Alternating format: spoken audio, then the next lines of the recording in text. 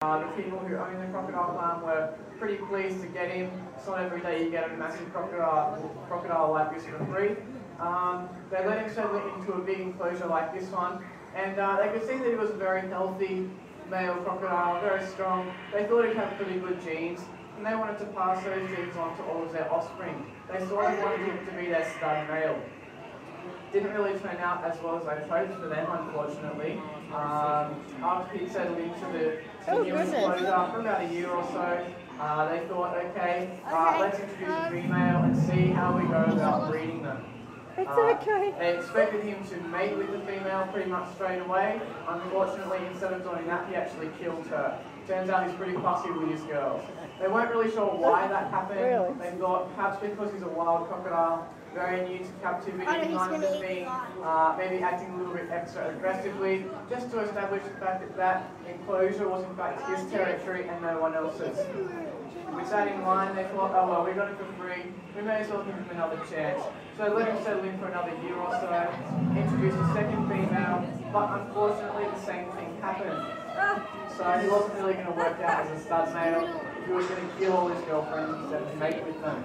Wasn't really much use at all. Of course, they thought about getting rid of him. What would they do with him? They unfortunately had to hold on to him for a further 9 years, not being able to do anything with him, but simply because he's too large and too aggressive for anyone else to look after him. They weren't allowed to release him back into the wild, of course.